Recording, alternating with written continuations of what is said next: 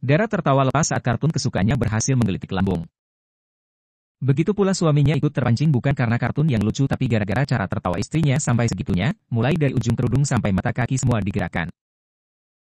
Entah mungkin memang lucu atau istrinya yang terlalu ekspresif humornya receh, ia tidak tahu karena mulai TV dinyalakan yang dilihat buka televisinya melainkan wajah cantik Dara yang tidak hentinya tertawa terpingkal-pingkal. Jam 4:30 Aris mengajak turun ke bawah mencari makan supaya nanti malam istrinya benar-benar belajar tidak ada alasan lagi untuk menunda waktu.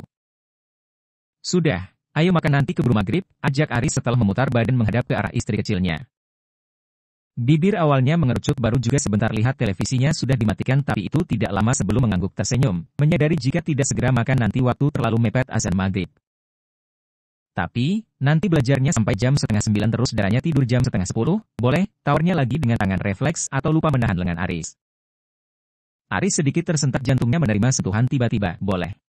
Dek Dara sudah banyak belajar, besok masih ada banyak waktu, jawabnya sembari mengusap-usap atas kepala yang terbungkus kerudung sebelum mencekal lengan Dara mengajak berangkat sekarang. Handphonenya tidak dibawa?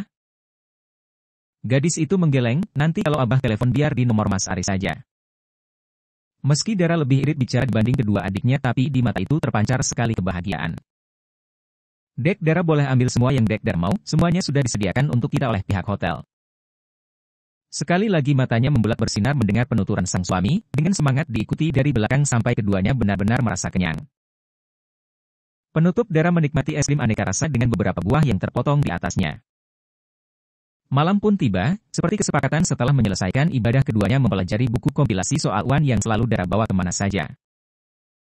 Beruntungnya buku tebal itu dibawa kemana-mana jadi Aris tidak repot mengajari istrinya belajar. Aris meminta istrinya mempelajari dulu soal-soal yang ada di buku sebelum nanti ia tanyai satu persatu.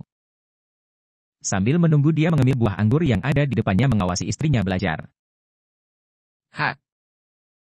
Dara membuka mulut sembari mengangguk-angguk membaca di dalam hati soal dan jawaban yang tertera. Setelah menerima lampu hijau dengan semangat memasukkan buah ke mulutnya dan istri bergantian. Mau Oreo, pinta Dara manja, nalurinya keluar setelah terus-menerus diperhatikan dan dimanja oleh Aris. Oreo? Hak yang lebar. Kini setelah diyakini istrinya siap untuk ditanya ganti Aris yang membaca soal tersebut agar nanti Dara yang menebak jawabannya. Berhubung tugasnya selesai tinggal menjawab-jawab saja dan tempat ini sangat luas untuk dirinya ia mulai bebas sedikit melakukan apapun yang dia mau. Kadang mengemil duduk diam, maksudnya tidak bisa diam ada saja tangan badannya digerakkan entah apa saja yang dipegang dan perbuat. Kadang pula menjawab sambil kembali lagi menjelajah seisi kamar dengan kedua tangan yang terus meraba. Dek Dara? Di mana itu anak? Hilang lagi? Bisa-bisanya belajar sambil kelayapan. Gini amat punya bini bocil. Gak tahu apa suaminya sudah encok ngejar mulu dari tadi. Aris yang sudah berpindah tempat di dapur kehilangan kembali istrinya yang entah lari kemana, doyan banget main kejar-kejaran.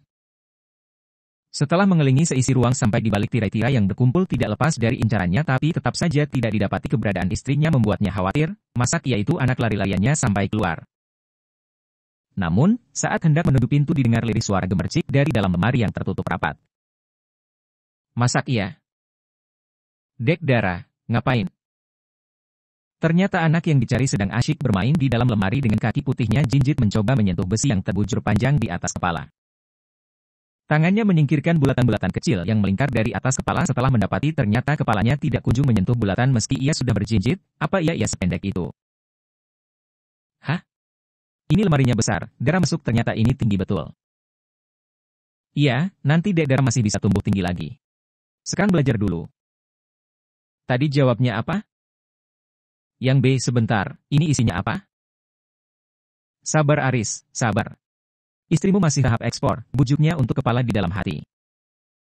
Aris sudah angkat tangan menyerah tenaganya benar-benar terkuras habis dari siang kaki diajaknya olahraga menyalakan televisi supaya badan bisa istirahat. Ia harus menghemat tenaga yang sudah menunjukkan warna kuning hendak lewat, esok hari masih ada waktu yang panjang mengajari istrinya belajar, lagi.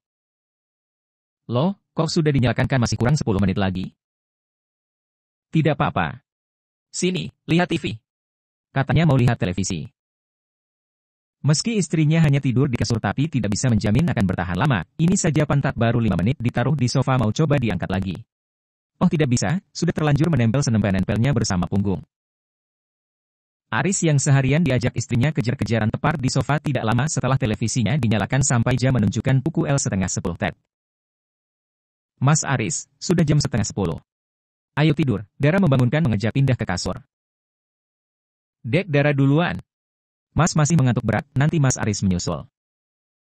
Gadis itu mengangguk meski suaminya masih menutup mata lantas menuju ranjang mengambil bantal untuk diletakkan di bawah kepala rumah tangganya dan menyelimuti setengah badan tubuh Aris. Aris terbangun lagi karena perhatian yang diberikan istrinya tapi tidak disadari oleh Dara, mendongakkan kepala untuk mengintip sedikit. Apa istrinya sudah tidur? Mata langsung terang kaget dengan apa yang dilihatnya. Istri barunya tidur berguling-guling di kasur menghancurkan kerapian bantal yang tersusun rapi, kedua tangan kaki tidak bisa dia mencari tempat ternyaman. Satu bed besar seakan tidak muat untuk istrinya sendiri, sungguh di luar nalar. Kok bisa? Bukannya selama ini Dara lebih suka tidur di pinggiran kasur membelakangi sangat minggir, tidur diam tidak bergerak sampai pagi. Ternyata begitu cara tidurnya. Tidak apalah sekali-kali menyenangkan istri. Tidur di sofa tidak apalah semalaman. Dek Dara, belajar sendiri saja ya. Kan Mas Aris Dekte juga sudah hafal semua. Mas Aris temani di sini saja. Benar tebakannya gadis itu tidak bisa diam, meski duduk mode anggun tapi tetap saja tidak tahan berlama-lama di satu tempat. Semua tempat dijelajahi. Baru juga Anteng belajar di samping Aris di depan televisi pindah ke kasur pindah lagi ke balkon. Di balkon pun tidak di satu tempat, duduk diam di kursi pindah selonjoran di bawah tidak berselang lama belajar sambil berdiri menghadap kota Jakarta. Nanti pindah lagi entah kemana, selonjoran bersandar kasur, capek membaca sambil berjalan mondar-mandir tidak tentu arah. Biarlah yang penting Anteng, duduk di atap juga terserah. Mungkin itu anak cocoknya belajar di tempat wisata, biar puas sekalian belajarnya.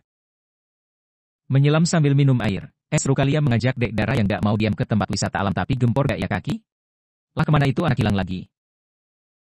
Dek Dara ngapain belajar di dapur? Di sini ada mejanya.